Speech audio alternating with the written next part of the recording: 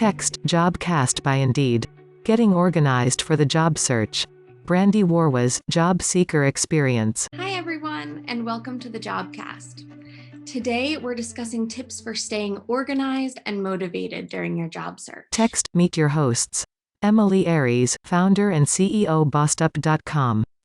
Brandy Warwas, Job Seeker Experience, Indeed. And I'm excited to introduce our guest speaker today, Emily Aries. Emily is a podcast host, author, and the founder and CEO of Bossed Up, an award-winning personal and professional development community where she helps women craft happy, healthy, and sustainable career paths. And that's me, Brandy Warwas. I'm a manager on Indeed's Job Seeker Experience team. We're responsible for creating helpful resources like this Jobcast for our users, like you. Take it away, Emily. Thanks so much, Brandy, and hello to my job seekers out there. Thank you, and really thanks so many of you for taking time out of your day to share your most precious resource, your day, your time, your precious time, to really focus inward on how to get organized on the job search. I got my start in the wild world of campaigns and elections when I first entered the workforce over a decade ago now. And one thing that working in campaigns and elections teaches all of us is how important it is to always be ready to launch your next job search. Because no matter how well you do, come election day, we're all out of a job. So I pivoted my career early on after rising quickly in politics and campaigns to focus not just on advocating for candidates I believed in, but really to focus on how to advocate for myself and how to help other women in particular advocate for yourself in the workplace, in a world that still isn't quite sure if it always likes women who dare to advocate for themselves.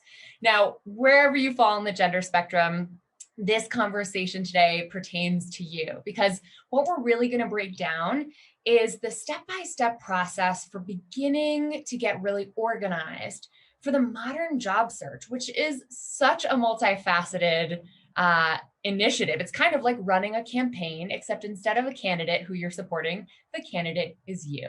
So consider me your job search advocate, your partner in crime in launching your most strategic, and I would argue sustainable and modern job search yet. Text, learning objectives. Clarify your direction. Organize your networking. Get your assets together. Create a job search schedule. The information presented in this webinar is provided as a courtesy, and any view and opinions expressed do not necessarily reflect the official policy or position of Indeed. It does not represent a forecast, prediction, or other indication of future market or economic performance, and should not be relied upon for such purposes. Indeed is not a career or legal advisor and does not guarantee job interviews or offers. We're going to break this process down in 4 concrete steps today. First, before you begin polishing that resume of yours, I want to make sure that you've clarified your direction. From there, we're going to organize your networking, which we all know is such a big part of the job search today, even though we're now navigating networking remotely for the most part. And then we'll talk about getting your job search assets together and creating a sustainable job search schedule.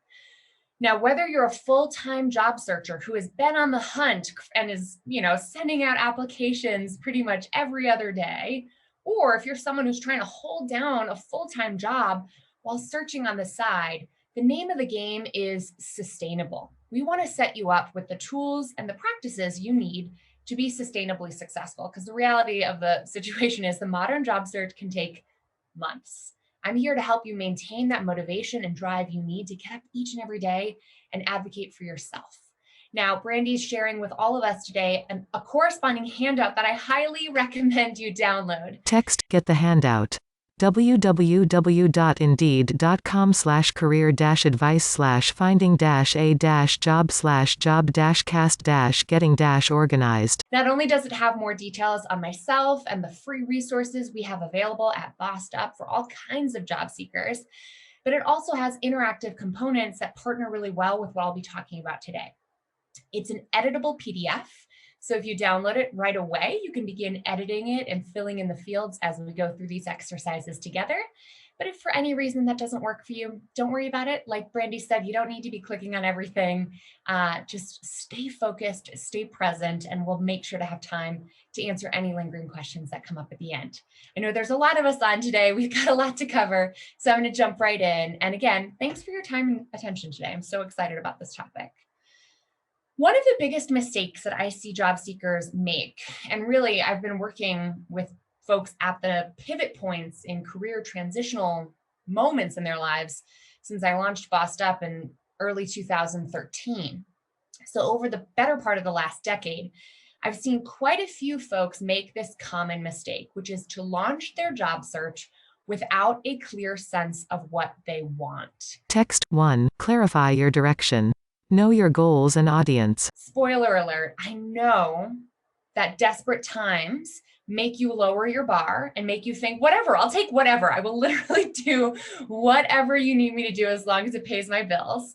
But that does you a disservice. That attitude makes it really hard for other people to help you. Like, I don't know what she wants. I don't know what they're good at. I don't know what he is really looking for. Makes it a lot harder for the folks who want to support you, including potential employers, to even see you as a potential fit.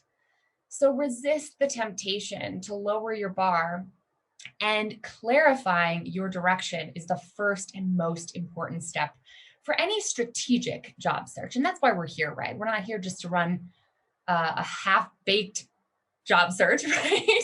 We're not just throwing everything against the wall and seeing what sticks. If you want to be successful in the modern job search market, you've got to be strategic. So what does it look like to clarify your direction? What if you're like, Emily, I have no idea what I want. I literally will take anything. I've got a few exercises that can help. Text. Love, loathe, learn. What did you love about your last job? What day-to-day tasks do you enjoy? First, ask yourself this. I call this the love, loathe, learn exercise. 3 questions for your consideration. And this is the first interactive page on your fillable handout that I shared with you today. What did you love about your last job? Perhaps you're in your last job right now. What do you love about your current job? Or if you haven't worked for a while, what's the last time that you can remember loving the work that you were doing? What did you love about it? Think really practically. Was there something about the work you were doing that was really engaging? Was there something about the people you were working with that kept your spirits high? Was there work that got you into that state of flow where time just kept rolling by, but you didn't even notice because you were so engrossed in the work you were doing? Really take stock of what you loved. And I know that can be hard if you hated your last job or you hate your current job, but look for the bright spots because they're full of precious information. Even in a job that overall you hate, there had to be some components to it that you loved, or I would hope maybe at least liked. You reflect on the bright spots so you can look for those and replicate those in your next job. Text. What did you loathe about your last job? What tasks would you delegate to someone else? From there on, what did you loathe about your last job or your current job if you're looking to leave where you currently are? This is an easy question to answer for most job seekers because you've got a good reason to leave, right? Was it a lack of growth potential? Was it a lack of pay that was on fair market value? Was it a feeling of isolation, like you were in it alone, you were a department of one, you had no support? What did you loathe about your last job so you know what to avoid moving forward? Text. What would you like to learn? What skills would you like to develop? And finally, what would you like to learn? What is it that you've always wanted to try your hand at, but have never really had an opportunity to do so? Maybe you've always been curious about analytics and website optimization and user experience, but you've got no credentials per se, or you feel like you're an imposter and you're not sure that you've ever really had a chance to try your hand at such skills. Clarify what it is that you want to learn so you can look for those opportunities in your next job as well. These 3 simple questions can set you on a course to clarifying your direction, and really articulating that to other people is important. I always say to focus on the micro when thinking about your love, loathe, and learn goals. Text. Macro versus micro. Don't focus on the macro, meaning it's easy to sometimes say, I really love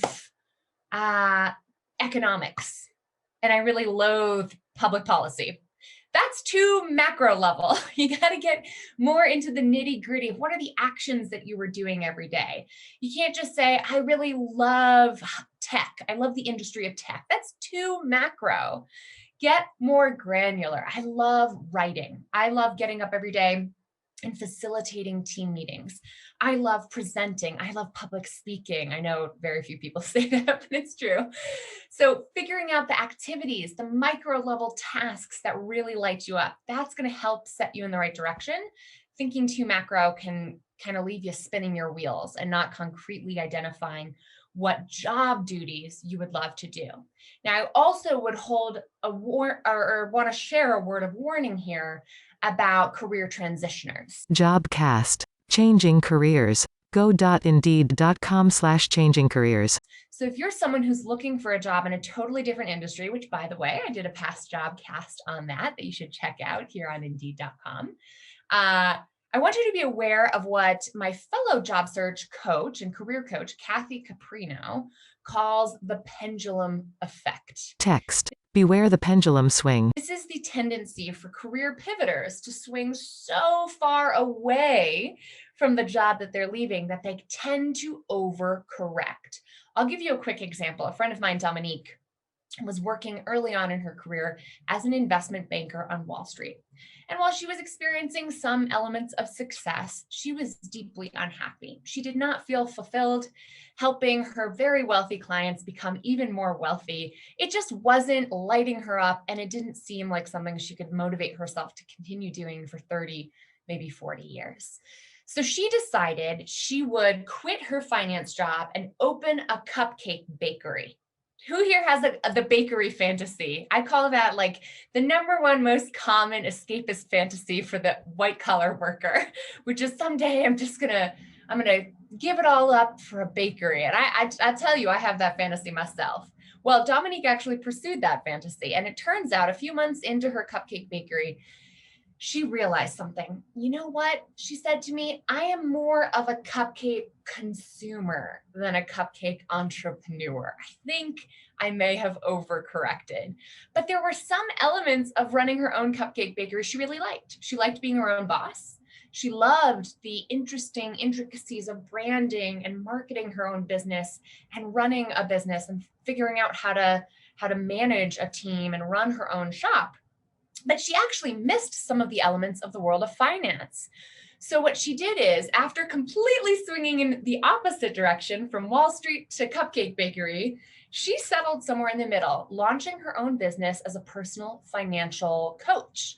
And she's been helping entrepreneurs and individuals get their money right ever since, because she loves sharing what she's learned about finance with folks who might not be able to have afforded her big Wall Street investment banker type companies. So now she's 10 years into a very successful personal financial coaching business, which combines the elements of what she loves. So I share this story to make sure you don't overcorrect and head too far in the opposite direction. In other words, don't run from your last job. I want you to get clear on what kind of job you would want to run to. So that we're not reacting to what we've experienced in the past alone, but instead running towards an opportunity that is right for us next. A slide of the career path page with listings of different career fields to explore. Text. Explore careers. Learn more about career paths with information on job satisfaction, salaries, and more. Compare pay by city, read tips on making more money in your field, and get answers to your career questions. Indeed.com/career. One of the best ways to explore different career paths that might be right for you is on the Explore Career Path page at Indeed.com/career. Lots of different career paths for you to get to know more about there as well. New slide. The Indeed Assessments Module Library. Screen the skills relevant to your hiring needs. Text. Skill assessments can help. Gallup Top 5. DISC Assessment. 16 personalities. Indeed Assessments. Also, skills assessments can be really helpful. Sometimes we're like, well, honestly, I have lots of things I want to do, but I don't know what I'm qualified to do. Who says I am capable of getting into UX design, or who says I'm capable of launching a cupcake bakery? If you're feeling deeply insecure, first of all, acknowledge the reality that part of that might just be self-doubt. We all experience it, unless you're a megalomaniac and egomaniac. It is healthy to have some amount of self-doubt, and the imposter syndrome disproportionately impacts women, people of color, and marginalized folks by making us feel like we don't belong. So therefore, we shouldn't try to forge a new path for ourselves that hasn't already been paved for us. Text. Jobcast. Overcoming imposter syndrome. Go.indeed.com/imposter syndrome. Part of that might just be self-doubt. So take inventory of your skills. Really get real with yourself. What can I do? What skills do I bring to the table? And don't forget those hard skills like coding and accounting and programming and writing are just as important as soft skills like management and communication, verbal communication, leading, emotional intelligence.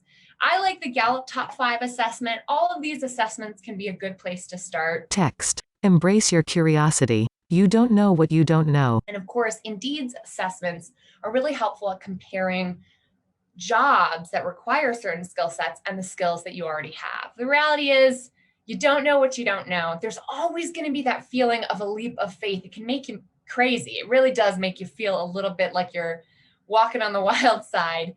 To dare to go for a job that you don't feel 100% qualified for can feel scary, but it is par for the course, y'all. If you are applying for a job that you feel like you could already do with your eyes shut, you're probably not aiming high enough. People want to hire people who have room to grow. So make sure you're not, you're embracing the fact that you don't need to know everything to apply to the job. Text. Who are your career crushes? One other way to think about clarifying your direction is to explore whose careers you really admire. I call these folks my career crushes. These are the people who on Instagram, you're like, dang, her glow up is just too much. I can't even handle it. Maybe even on occasion, it makes you kind of rage quit the app. And you're like, she's shining too bright for me. And I'm starting to feel a certain type of way. Acknowledge jealousy, acknowledge envy. They're normal. They're human responses to other people who are achieving something you want. You can decide in that moment to either turn away, suppress your feelings, shove those feelings down, deny them, pretend like they don't exist, or lean into them with compassionate curiosity. Ask yourself, what do they know? Or what do they have that I need to have or that I want to know? Text. Mind the gap. What do they know that you want to learn? If you lean into envy, it can actually be a very helpful road sign pointing in the direction of what you really want.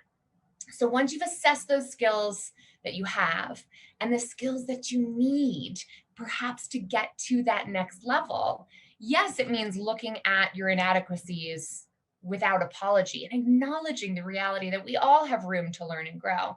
But it's the first most important step to set you on the path to upskilling, to growing, and to preparing yourself for the career that you want and for the job that you want next. So clarifying your direction, super important to start there. If you don't know the direction you're headed in, at least vaguely, it doesn't have to be crystal clear, but at least vaguely, it can be really hard for any of these next steps to work. The order of operations here matters, y'all, okay? Text 2. Organize your network. Step 2, I say lead with networking, even before you start concretely applying. So if you're here because you're just getting started, you're in the right place. You're not behind. You don't need to be applying to 100 jobs a day. Okay. Networking is the name of the game when it comes to the modern job search. And in fact, if you were struggling in that last section to identify the direction you actually want to head in, and you're just not sure where you want to take your career next, networking can be part of the exploration process. Text. Track your network. Using a spreadsheet can help you stay organized and improve your ability to stay in touch with contacts. Add this to your routine when job searching. So how do you organize this. This is, after all, a jobcast about organizing the job search. So how do I make this process of networking manageable? I'm a big fan of a spreadsheet. Put it in a spreadsheet, y'all, preferably on Google Docs or Google Sheets so that you can access it anywhere, so that you can constantly be updating and tracking who it is that you're reaching out to. Why? Because you want to make sure that you circle back with those folks, that you don't forget to send the thank you note, that you don't forget to update people who are serving as references for you, who are helping you on your journey to landing the job that you love, right? An updated spreadsheet can really help bring some structure to your job search, and it can help you maintain a feeling of control, of agency, of saying, well, I can't determine if the job that I just applied to is going to call me in for an interview, but I can open up my spreadsheet at least once or twice a week, check in on who I need to email, who I've reached out to already, who connected me with their brother, sister's, cousin's friend, so that I need to follow up with them, right? It gives you something that you can actually tangibly work on when there are so many elements of the job search that are not fully within your control, right? This is something you can add to your regular job search routine. Once you've made your spreadsheet, which, by the way, you should start with the folks you already know, right? Your former colleagues, former classmates, former professors, teachers, friends, associations, that person you once had that great conversation with at a happy hour 2 years ago. Start with who you know. And then from there, ask the folks who you know who else you should know and who else is in the industry that you're targeting, or who else might be in a position to share some wisdom with you, right? That's how to start making your target list. Text, write an outreach email. I always say start with a clear, concise outreach email. Text. It starts with a stellar subject line. Keep it short and sweet. Consider WIIFM, what's in it for me? You want to make sure that it has a pretty attention-grabbing subject line. Keep it super short and sweet. Get to the point. What is it that you're asking for? And consider what's in it for me, or the WIFM, as my former college professor of persuasive communication, Barbara Tannenbaum, used to call it. WIFM. What's in it for me? Really think about it from that person's perspective. Who's on the receiving end of your email? They're busy. They're probably burnt out from this insane year that we've all been having. We've all been navigating. They might be reading your email on their cell phone in the grocery checkout line with their 4-year-old tugging on their pant leg. I want you to always keep that image in mind when you're writing an email. If someone who is just skimming your email on their phone in the grocery store checkout line with a mask on their face and a 4-year-old clinging to their leg cannot get the sense of who you are and what you want in your email, you need to make it shorter and more clear, right? Text. It's all about the bump. And then finally, I say it's all about the bump. What does that mean? It means your first email will likely go unresponded to. Your first email is unlikely to yield a response, especially if this is someone you haven't talked to in a long time, or even someone you've never talked to, which is perfectly fine. What does that mean? It means you send the email anyway. You fully expect that email to be ignored. And then you look at that spreadsheet and say a week later or 2 weeks later, I'm going to bump it up for them. I'm going to hit reply on that thread. I'm going to say, hey, Emily, I know things are crazy and this might have gotten buried in your inbox last week, but what do you think? And you delete any long footers that get in the way of that second email and your first email, and you just bump it up for them. When someone bumps an email up for me, it shows me that they understand I'm busy and that I might not get to them right away. It also shows me that they really want to connect with me. It shows an element of grit and determination. And that stands out in today's modern world. So put in your all, write a stellar outreach email, and then bump it up. Don't expect that first email to do the trick. Sometimes it takes 1, 2, or 3. And I've honestly had to bump it up for folks for a matter of months. And I know it feels sometimes like you're being super annoying. But if the WIFM is there, if there's a good reason for the two of you to connect, and you can really make a good case of how they're connecting with you can make an impact in your life, but also perhaps make a positive impact on their life, keep at it. Because I'll tell you what, as someone, I am a podcaster. I have a twice a week podcast called Bossed Up, all about the job search and personal and professional development. And sometimes to get the best most incredible guests, we got to bump those email invitations up for months at a time, and they pay off. So only you know what the balance is for you in terms of how frequently and how often and when to quit. But don't quit too easy, y'all. Bump it up. All right, here's an example of a past email I wrote to someone who was a friend of a friend who worked in digital tech in DC when I was a Politico. I had just gotten off the campaign trail. I'd been working in field. I was really looking to get more into what was called new media at the time, which now we call digital marketing in the world of politics. So the subject line I wrote to this person said, "Hi, Joy." Note that I used their name in the subject line to capture their attention. I said, "Connect with an aspiring woman in tech in DC. Hey there, Joy. I'm Emily, a former classmate of Jane Doe's. If you've got a common friend, a name to drop it early and often in the email. I'm a friend of someone that you know. Level with them, lay it out there. Do not bury that lead. I'm writing to see if you might spare a few moments for a fellow woman in tech looking to break into the ad tech job market here in DC. I admire the path that you've forged at DoubleClick, Living Social, and now Cvent, and would love to be in a position to support you in return down the road." What does that sentence do? It tells Joy, I paid attention to where you've worked. I am familiar with your career, or at least with your LinkedIn profile. And that's specifically why you would be someone who I want to connect with. And in fact, even though I don't know how I could support you, I'm going into this ask with a underlying assumption of mutuality, with mutual support being my underlying theme here. I'd love to support you down the road too, somehow, some way, someday. Do you have 20 minutes to connect over video chat next week? A clear, concise, concrete ask.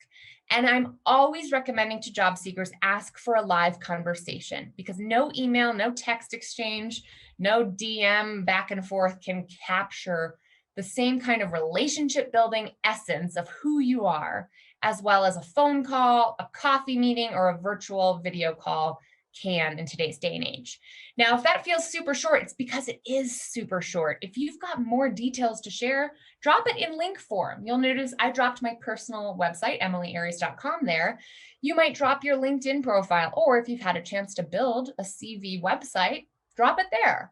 If they want more information, give them a link to find it. Then from there, make it as delightful and easy as possible for these folks to say yes. Text. Scheduling tools. Cut back on the back and forth. Calendly. Doodle. Google Calendar. If they say, "Sure, I'd love to meet with you. I'm available next Tuesday at 1 p.m. And you're like, "Dang, it's the one time I'm really not available because I have a job interview then." Use some of these schools or scheduling tools rather to cut down on the email back and forth. Nobody wants to go back and forth 17 times trying to find the right time. So do everything in your power to be your own best administrative assistant and make scheduling easy and simple on this person. Similarly, make sure you're using whatever medium works best for them. If they prefer a phone call or they prefer a video call or Skype or whatever, defer to them. Make it easy for them to give their precious resource of time, energy, and expertise to you. Text. Make the most of one-on-one meetings. Lead with story. Ask about their journey. Now from there, you want to really make the most of these one-on-one meetings. Lead with your story. Who are you? Why do you care about this? Why are you on the job search? What motivates you? What is your why? I know it's tempting to go in and just ramble off your resume in verbal format, but nobody's inspired by that. That's what your resume is for. Instead, tell me what's motivating the job search. Based off of the events this year, I'm more inspired than ever to get back into the healthcare industry and lend a helping hand to the scientific community. That's an inspiring why. Maybe it's more than ever, this year has taught me that life is precious and time is limited, and I can't just waste away at a job that's good enough, but not great. And that's why I'm looking for my next opportunity for growth and leadership. Whatever it is, why now? Why are you searching now? Give me your why. Don't give me your what. That's what your resume can tell me. Similarly, ask them about their why. Why did you choose to leave DoubleClick and go to Cvent? Why did you choose to get into tech from higher education? You know, what is really motivating your career trajectory now? I know those feel like big philosophical questions, and they are, but you want to level with people and really make a connection. It doesn't happen by sharing each other's professional accomplishments. Humans hire humans. So bring your human to these conversations, okay? Text. Identify shared values and diverse resources. The best goal of story sharing is to identify what values you share and which resources you do not. For example, when I was just starting Bossed Up, I was living in DC. I was connecting with lots of scientists and scholars and academics in the field of goal attainment and gender research, which is a fascinating field. It's really informed a lot of my work. How do we help women mitigate guilt and reduce multitasking and role overload and focus on what it is that we really want out of our careers and lives, right? So I was connecting with people who shared my passion for that question, but bring very diverse resources to the table. I had people, I had digital media presence, I had a willingness to quit my job and start this new venture and connect women in DC with each other and build these powerful spaces and trainings and workshops and communities. And the academic researchers I was connecting with had academic literature, had research, had studies. They wanted to access the same people I was working with at Bossed Up, but we brought really diverse skill sets and resources to the table. That made for some brilliant partnerships. So think of your networking as really a quest for partnerships on the job search. Maybe they have a referral they could lend you. Maybe they have a door they could open for you. Maybe they have a connection they could make happen for you. But they have to come from shared values first.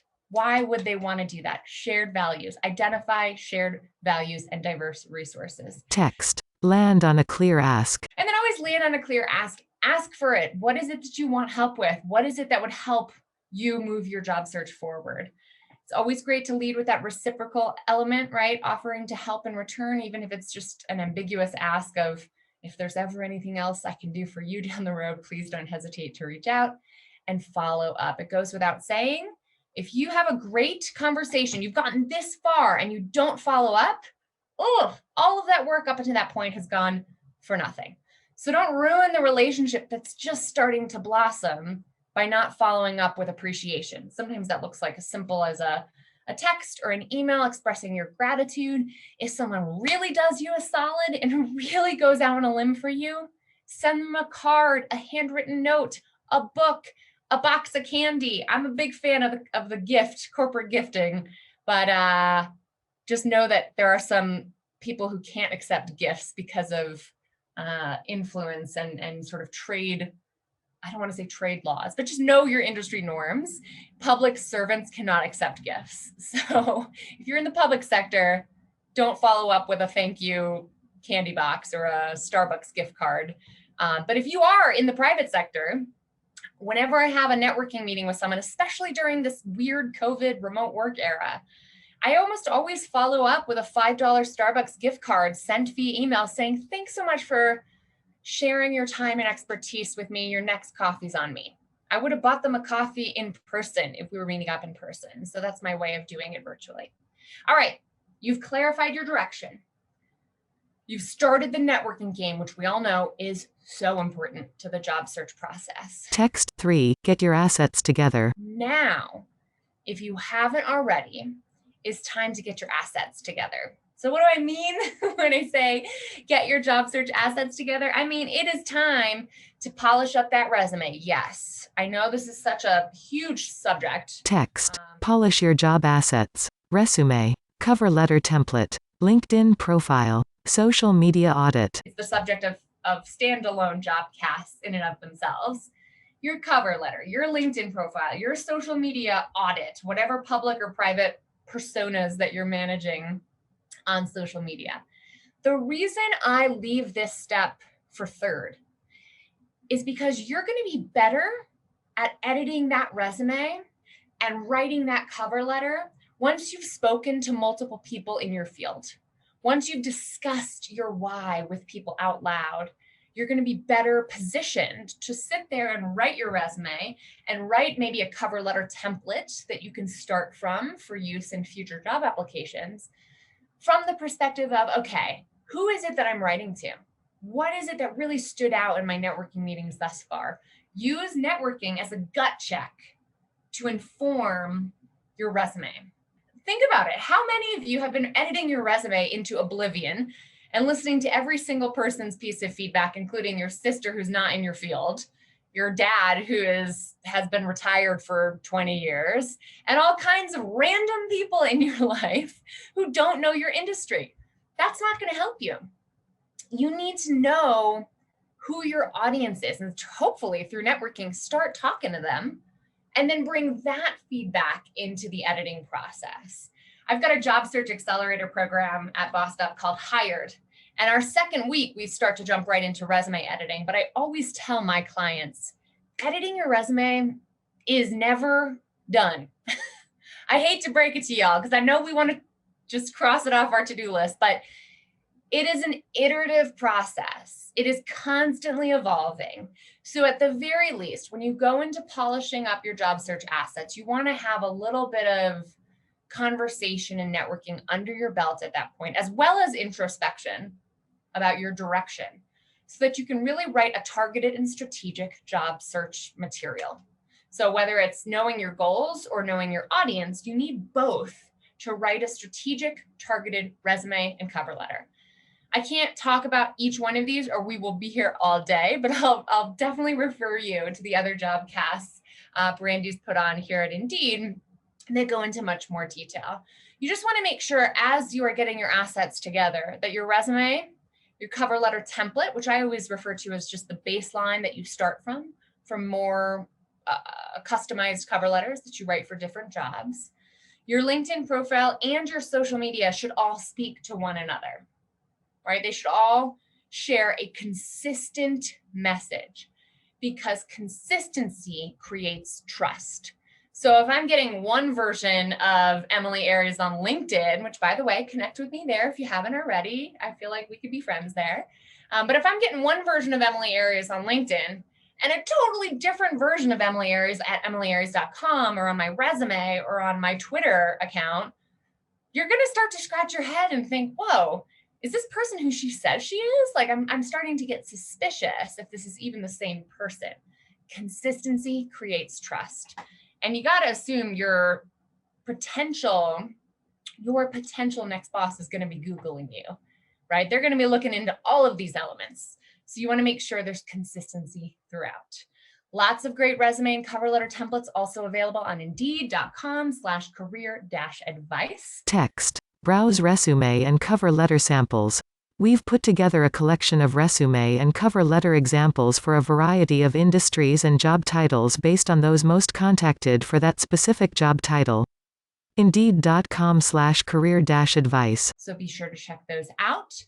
Text. Consider your weekly workflow. Batch your tasks. Job boards. Applications. Networking. And then finally, this is arguably one of the most important parts of the job search organization, is how to make this consistent, how to get up every day and stay motivated throughout this process, because I know it is not easy. I know that this can be a long, murky, confusing process. So my best recommendation here is to create a regular weekly workflow, kind of create a job search schedule for yourself.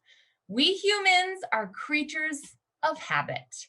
And if you are one of the millions of unemployed in America right now, all of your structure, all of your habits have just been thrown out the window when the rug's been pulled out from underneath you.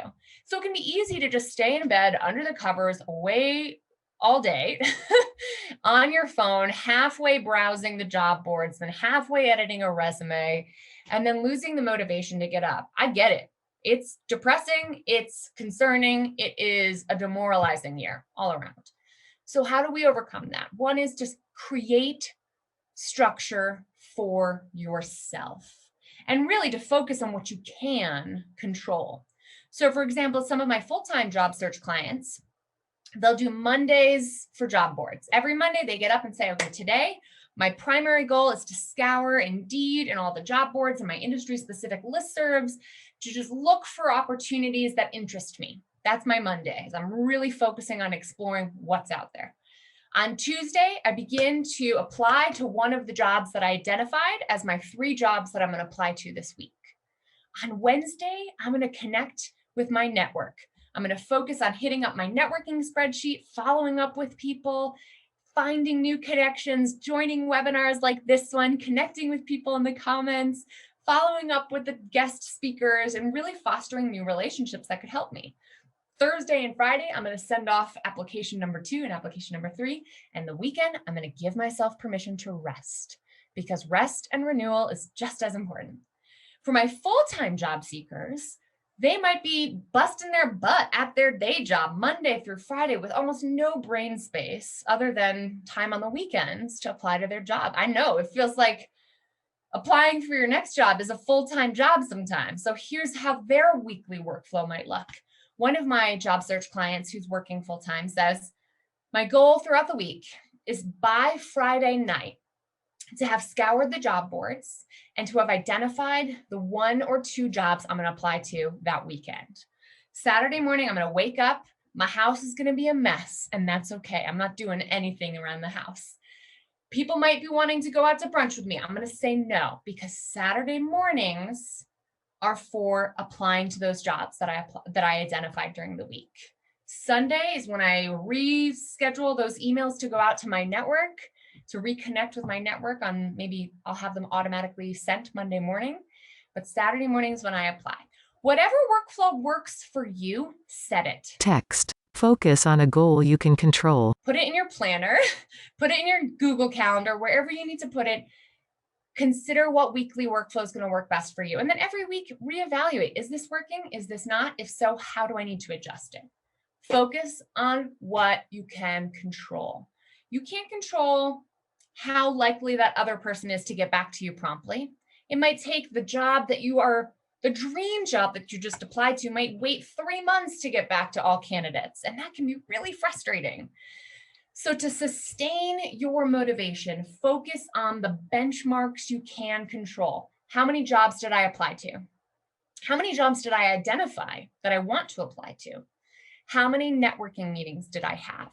If you're into SMART goals, the strategic, measurable, actionable, realistic, whatever it's called, that whole acronym, focus on setting numerical benchmarks each week for how many jobs to apply to, how many networking meetings to have, and how many jobs to identify that you want to apply to. Those are the things that you really can control. I'm sure there's more I'm missing, but you get the idea. There's this really interesting principle in human motivation theory. Teresa Amabile, I think at Harvard, first identified this, what she calls the progress principle. Turns out that we humans, we all universally crave a sensation of forward momentum. Text. The sensation of progress is inherently motivating. Progress is in and of itself inherently motivating. So if you've been feeling unmotivated, if you've been feeling stuck, if you've been feeling demoralized, first of all, acknowledge it, label it, identify it. That's totally fine and normal and probably quite common. You are not alone knowing the job seekers that I'm talking to every day and my clients every day. But from there, what is it that you can control? Because you need to feel a sensation of forward momentum in a very murky process in order to sustain your motivation. If you're like a lot of my clients, they gain motivation through collective action, through community building. So our Hire Job Search Accelerator is a 5-person cohort that goes through our week-by-week job search program together, having a call that you can get on with 5 other people or 4 other people who are in the same boat, or 4,000 other people like those who are tuning into this Jobcast right now, come together with folks in a similar spot, share resources, share advice, share support and encouragement can make or break it. So sustain your motivation by focusing on what progress can you be proud of right now? And what community do you need to feel courageous to keep going? Text. Keep track of jobs and applications. As you browse jobs, you can save them and easily find them later on Indeed's My Jobs page when you are ready to apply. This also allows you to keep note of where you are in the application process for each job. myjobs.indeed.com. You can keep a sensation of forward momentum going really effectively with Indeed's job search application tracking system here. myjobs.indeed.com really helps you keep track of your applications and where you're at in the process with everything. And finally, you can focus on how to start and end your day strong. I know that morning and evening routines are very popular on social media, but it doesn't need to look Instagram worthy. It just needs to work for you. Text. Bookend your day with a strong routine. What energizes me? What winds me down at the end of the day? What is it that energizes you in the morning? For me, it's getting outside before I open my laptop. Got to take a walk with the dog, got to do some backyard yoga, or whatever it is that you've started to incorporate into your morning schedule during this very bizarre year. What is it that you need to do every morning to feel energized and to feel refreshed? One of the things I've renewed my sort of passion for is getting properly dressed. I'm not going to lie, I was just joking with Brandy about how I pretty much exclusively wear slippers nowadays, but at least I put on a nice blouse, right? Sometimes you just need to figure out what elements of clothing you need to put on to feel like a boss and to feel your best and to feel confident. It impacts the way you feel. Conversely, what do you need to do to feel winding down at the end of the day? What do you need to do to feel like you're not in work mode? You cannot be applying to jobs all day, all night, every day, every night. You can't do it. It's not even going to help you. Be more strategic. So what's your cutoff time? What's your ending routine? I like to put my phone to bed in the kitchen before I put myself to bed in the bedroom, because if I have my phone within reach of my bedroom or of my bed, I am going to be on it. So I have to know myself and set those boundaries so that I can actually wind down at the end of the day. I know it feels like you kind of need to mother yourself or parent yourself, but this is bossing up, y'all. This is taking responsibility for doing what you need to do to get what you want to get in life, right? It is hard. It takes discipline, but it takes practice. And those are things that we can all work on together. I hope if you learn nothing else from me today, and if you take nothing else away from this, it's that running your job search is not about getting there fastest. It's about sustaining your motivation through what can be a very murky, challenging, and long process. Text. Sustain your motivation. Rest and renewal. Celebrate small wins. Radical acceptance. Have confidence in your ability to figure it out. Rest and renewal is part of it. Taking weekends off, taking nights off, doing things that refuel you, that refill your cup, that speak to your soul, whether it's seeing a friend or FaceTiming with a loved one or just getting out for a hike, like I am very wont to do here in Denver quite often. Celebrating those wins, celebrating the small wins along the way by focusing on the metrics you can control. Like, hey, I didn't get an interview this week, but at least I've submitted the 3 applications that I set out to this week. That's a win. Celebrate it. When I was a very struggling, shall we say, early entrepreneur, and frankly had no idea if this experiment that turned into Bossed Up was really going to work out, it was kind of a roller coaster of emotions, right? The highs felt very high and the lows felt very low. And my boyfriend at the time, now husband, Brad the Boom, he and I used to celebrate those highs because there was a lot of lows in between those highs, but our go-to celebration was a $1.39 box of funfetti cake. And we ritualized the making of funfetti in my galley kitchen with no dishwasher in not the nicest neighborhood of Washington, D.C., because even though we didn't have much, we had the ability to take that time, bake that dang cake, and celebrate the effort, the energy, the willingness to dare to try that we'd been putting in. And that really kept me going during the tough times. At the end of the day, this year, 2020 has taught me more than ever that another tool we need to add to our tool belt is radical acceptance, right? The willingness to say, I can control what I can, and there is a whole lot that I cannot control. So yes, I'm doing what I need to do for us to get out of this mess, and I'm doing what I need to do for us to get that next job. But there are things that are out of my control, and I radically accept that. I let myself off the hook when it comes to those things. Those are some of the skills that I hope you can use to sustain your motivation throughout the job search. If nothing else, even though you don't know exactly how it's going to happen, have confidence in your ability to find your way to your next job. You might not know what that next job is right now. You might not know that you can do that next job just yet, but it will happen. you will find your next job. It is a matter of time. It's a matter of putting in the effort. It's a matter of showing up each and every day on your own behalf. Text. Free job search guide. How to find a job in 2020. The ultimate job search guide for the modern woman. 1. Your mindset matters. 2. Clarify your direction. 3. Rock your resume. 4. Concise cover letters. 5. Prep your online presence. 6. Network like a boss. 7. Job application do's and don'ts. 8. Slay the interview. bossedup.org/job search. So have confidence in your ability to get there. If you liked what you heard from me today, you're going to love my 100% free job search guide that I have at Bossed Up. It's almost 70 pages. It's geared specifically for the modern woman who wants to navigate the modern job search process. So head to bossedup.org/job search to get that free download. And while you're there, check out Hired, my job search accelerator program. We only have 5 spots available each month, working with myself or our coaches in really small group cohorts to sustain your motivation throughout the job search process. Brandy, thanks so much for having me today. Thank you, Emily. So now let's take a look at some of those top questions that came in and got upvoted. Text. Question 1. How do you network during COVID-19? Any tips or resources on how to make connections and create networks? So first, how do you network during COVID-19? Would love tips and resources on how to make connections and networks.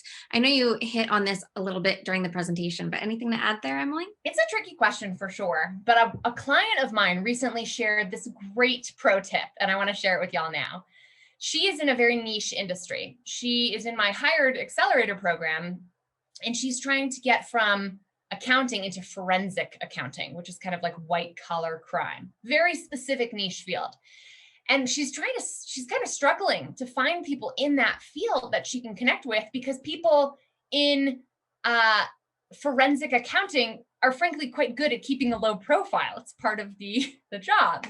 So what she's done is she found a university that happens to be based in Florida who has a specialty program focused on forensic accounting. Did she go to that university? No. Does she know anyone who went to that university? No. But she emailed the people in that program, the professors, the program managers, the career center. She's joined their webinars that are frankly designed for their students, but they're public. And she started going to that university's free career center run webinars, connecting students with real practitioners. And then she connects with the practitioners, and she sends a follow-up email afterwards saying, it was so great hearing you speak on this university's webinar. I'm not a student. I'm actually 10, 15 years into my career, but I would love to connect with you. Do you have 20 minutes to chat? And she says the solidness of that lead and the relationship that she was able to establish that way yields hour-long phone calls. And those hour-long phone calls yield other connections that she should talk to and other referrals. So that was just such a genius strategy. I love always sharing my clients' best practices with everyone. So that's one way to think about it too. That's neat. Very creative. And we do have a separate jobcast that Emily has done that is specifically on networking online. So I'll post that in the chat momentarily. I know that we are technically over time, but we're gonna still stick around and answer some more questions. So stay with us if you want to hear the answers. Jobcast. Networking online. go.indeed.com/networking online. Question 2. What should you do when you are following up, but not receiving any responses? Our next question here is, what should you do when you're following up and you're not receiving any responses? It's a tricky question. It depends, is my short answer. The longer answer is this. How likely is it that you're going to that person's spam box? You have to really ask yourself that and give people the benefit of the doubt. If you had this beautiful connection with someone, you were basically, sharing your soul with this person, and you had such a strong connection via chat, and they were so willing to help and so excited to get more materials from you to follow up with you, and then they never got back to you, give them the benefit of the doubt. I had something like that happen where a fellow author Amanda, who I had on the podcast at Bossed Up, we hit it off. And I emailed her saying, hey, I have this other opportunity to collaborate. Would you be interested? And I didn't hear anything back for weeks. And finally I said, okay, I think if I know her, like I think I know her, there has to be some miscommunication happening here because I'm pretty sure she would be interested in this. And I'm pretty sure she wanted to hear more from me. So I DM'd her. Now, this breaks one of my cardinal rules in my Jobcast about online networking, which is to try to stay out of people's DMs. The most professional channels to stick to are email and LinkedIn messaging. But when all else fails, hop on their Instagram train and send them a DM. I know that celebrities are more accessible via Twitter DM than pretty much any other way. It doesn't guarantee a response, but you have to decide, okay, is it time to pick up the phone and call them? Is it time to try to message them through a social media app? I think of the unreplied to email conundrum as kind of a modern boulder in the path of the job search. You got to find a way over, around, or under it one way or another. And by the way, our phones have this great feature very few of us make use of, which is actually making a phone call. I highly recommend we give that a whirl as well. If you ever have the opportunity, if you have someone's office line, and I know we're all working remotely, but a lot of those office lines are being forwarded. If you have an opportunity to Google your way to their office number and their emails are not being returned, call them. They might be more receptive than you might think. And even if it's not a good time, let's say you call them and you go, hey, it's Emily. I know a couple emails have gone unresponded to, so I just wanted to get in touch in case they were going to your spam inbox. Is now a good time to chat? Do you have 5 minutes? Give them the opportunity to say, no, actually, I don't. But don't be afraid of finding a channel that works. I think that's great advice. And also just, to add in, I think that if you are following up yet again, maybe change the question that you're asking, get a little bit more specific. And like you said, make it really easy for them to give you an answer one way or another, just to open up that communication line. And hopefully that'll get that going. Totally. So another question here that also relates to a Jobcast you've done with us, Emily. Text. Question 3. After being in the same career for a decade, what do you suggest for attempting a career change? How do you proceed when your resume doesn't match the new role you want? If you have been doing the same thing for the past decade, what are your suggestions for a career change when your resume doesn't match the new role you're wanting? Oh my gosh, this is the number one kind of client that I love working with, because that was me. That was me 10 years ago. And by the way, who here works in the same career field for 40 years nowadays? It's kind of rare. So know that you are becoming the norm, if not already. Brandy alluded to the fact that I did a Jobcast before with Indeed on how to change careers. In it, I talk through some of my best practices for how to reformat your resume. The beauty of the resume is that it's a much more dynamic piece of persuasive communication collateral than you might think. It's all about how you frame your past experiences. A lot of my career transitioner clients, through coaching with me and through our Hired program, we tend to focus them on a skills-based resume. Not always, but most of the time. A skills-based resume can help take, for example, a higher education professional and focus on her skills that relate to HR. If she's trying to go from higher ed to HR and people operations in a private sector that's not higher ed, really reframing the skills that she's developed and the skills that she's brought to the past few jobs in language that matches your audience is so key. Now, how do you know if your language is matching your audience? You got to talk to those audience members. You got to start networking. You got to show them your resume and be like, what looks totally off here? Please give me some feedback. One of my clients was going from nonprofit fundraising to tech. And I had to say development means something very different in nonprofit fundraising than it means in the world of tech. So whether it's the words you use, the keywords that you focus your resume on, or just how you frame your story and your experience, I'm not going to lie, it can be a bit of a challenging process. It's kind of like you're rebranding yourself.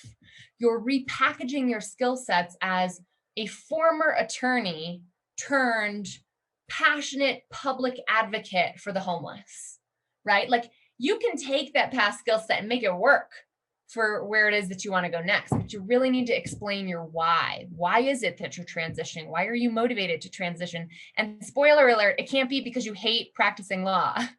That's not motivating. It's, I want to take what I've learned from the law and apply it to the communities of color I care about most, or whatever it is. Give me a story that makes sense. And if you feel like that's hard to do on your own, I get it.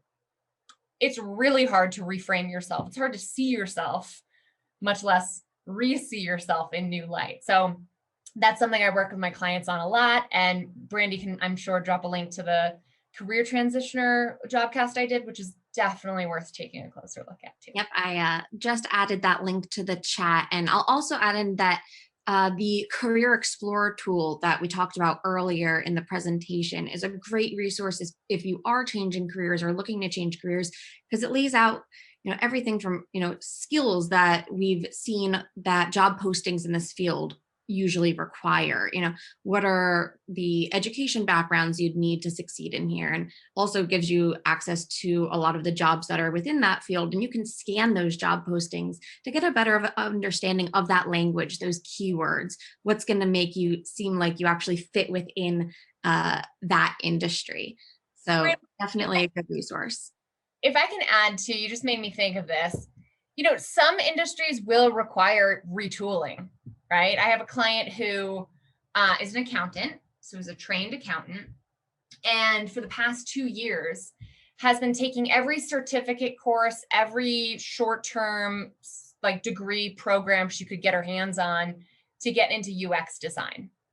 And she really knew that not only did she want to get into UX design, but being an accountant and having advanced degrees in accounting and financial management were not gonna play well in the UX job market, right? So she had to not only repackage herself and explain how her skill set in accounting is applicable, like being a meticulous, detail-oriented person really helps her be a better UX designer, and made her a great accountant, but she also had to retool. So I am not one to recommend going back for another degree, okay? Like we all have enough student debt. I'm a millennial. I am anti going to grad school as the career change path by default. But I am saying you need to try until you are running into roadblocks. If you are getting doors shut because they say you don't have the degree, you don't have the technical training, you don't have the experience, you need to volunteer your way to that experience. You need to find a way to upskill, and do not feel entitled. Do not feel entitled to being a leader in a different field just because you were a leader in your former field. Reality is you got to retool and upskill. And that's what Indeed's here to help you do, right? Like the modern job search also requires upskilling and retooling, as well as persuading that next employer to take a chance on you, give you a shot. I know it can feel like a challenging circular loop of give me a shot, boss, put me in, coach, versus I'm practicing. I'm at batting practice every day. I'm working on my skills. I'm working on mastering those new skills. But there's a duality there that you have to balance. And it can be especially tricky for fields that are very hierarchical. So it just depends is the short answer. It depends on how you approach it and what you're looking for. Thanks, Emily. So I think we are definitely at time now. Text. Check out our other jobcasts. Register for an upcoming virtual workshop or watch on demand. go.indeed.com/jobcast. But if you found this workshop to be helpful, check out our other jobcasts at go.indeed.com/jobcast. As I mentioned, we have a bunch with Emily there as well. Thanks for watching. And don't forget to like, subscribe, and comment below. Text. Jobcast by Indeed.